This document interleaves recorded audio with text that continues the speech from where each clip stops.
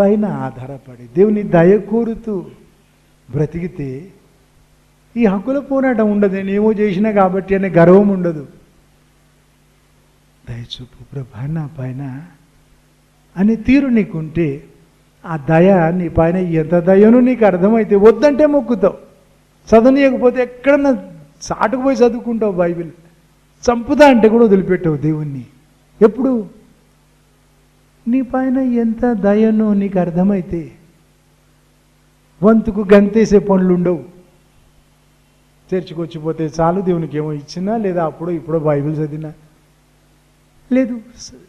సంబంధం దేవునితో ప్రేమ, దేవుని హత్తుకునే తీరు, ఇవి ముఖ్యం అనే మాట ఆ చోట. పైన నటన కాదు, మతం కాదు. రోమా 4వ అధ్యాయం మొదటి 5 వచనాలలో అబ్రహాము దేవుని నమ్మెను, అది అతనికి నీతిగా ఎంచబడిన రాసింది నా చెప్పుకున్నా. రోమా 8:14 దేవుని ఆత్మచేత నడిపించబడితే వారు దేవుని కుమారులు. ఇక దయనే కదా, నేనేం చేసేది లేదా అనకు.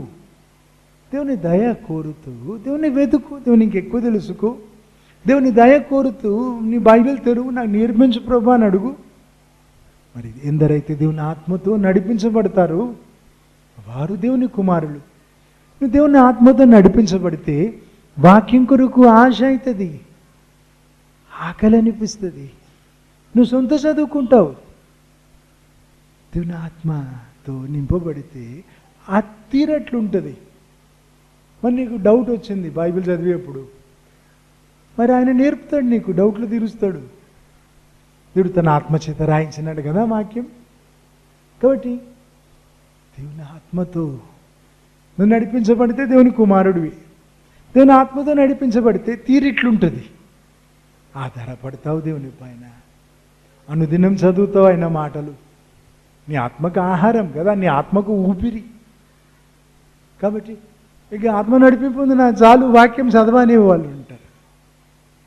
వాక్యానికి వేరుగా పరిశుద్ధాత్మ ఏమీ చేయడు. ఆయన పరిశుద్ధాత్మ ద్వారా దేవుడు రాయించినాడు కాబట్టి వాక్యానికి వేరుగా ఏం చేయడు. మరి నువ్వు వాక్యం చదివితే ఆత్మ నడిపింపు అర్థమవుతుంది. నీకు వినిపించింది చూడు స్వరం, దేవుని స్వరమా కాదా తెలుస్తుంది నీలో వాక్యం ఉంటే. గీట్రాయి ఉంటే బంగారమా కాదా గీసి చూస్తారు కదా. నీలో వాక్యం ఉంటే దేవుని ఆత్మనా కాదా అని తెలుస్తుంది. ప్రాంప్టింగ్ ఎక్కడి నుంచి తెలుస్తుంది. దేవుడేనా ప్రాంప్టింగ్ ఇచ్చింది, నీ మనసు చెప్పిందా, సైతాను చెప్పిందా, నీకు అర్థమవుతుంది. ఎప్పుడు నీవు వాక్యంతో నింపబడుతూ ఉంటే దేవుని ఆత్మ నడిపింపు గ్రహిస్తావు సరిగా. గలతీ 5:16-18 వరకు దేవుని ఆత్మ చేత నడిపింపబడుతూ బ్రతికితే శరీరేచ్ఛలు చంపుకుంటావు, గెలుస్తావు. ఈ శరీరేచ్ఛల విషయం ఎట్లాగా? శరీరేచ్ఛలు అంటే అవును కాముకత్వం కూడా, కానీ అదొక్కటే అనుకుంటారు. కాదు, ఈ శరీరేచ్ఛలు అంటే తిరగబడ్డప్పుడు ఆదాము ఎట్లున్నాడు, ఆ గుణాలన్నీ కలిపితే శరీరం అనుకోవచ్చు. దేవుని ఆత్మతో నువ్వు నడిపించబడకపోతే వెంటనే ఆ ఆదాము గుణాలు అన్నీ వస్తాయి. దేవుని పైన తిరగబడ్డ తర్వాతనే ఆదాముకు పిల్లలు పుట్టినారు. కాబట్టి ఈ తిరుగుబాటు ఆదాము నుంచి వస్తుంది. ఈ పాత స్వభావం పరిశుద్ధ ఆత్మ చేత నడిపించబడుతూ ఉంటే ఆ గుణాలు చంపుకుంటాం. ఆ పాత గుణాలు ఆదాము నుంచి మనకు వచ్చినాయి చంపుకుంటాం. లేకుంటే ఈ శరీరం గెలుస్తుంది. అయితే నేను గెలవాలి, శరీరం గెలవాలి అని చెప్పి అపోస్తలుడైన పౌలు అన్నాడు కదా, ఇతరులకు ప్రకటించి నేను భ్రష్టుని కావద్దని నలగగొట్టి నా శరీరాన్ని వశపరుచుకుంటున్నా అన్నాడు కదా.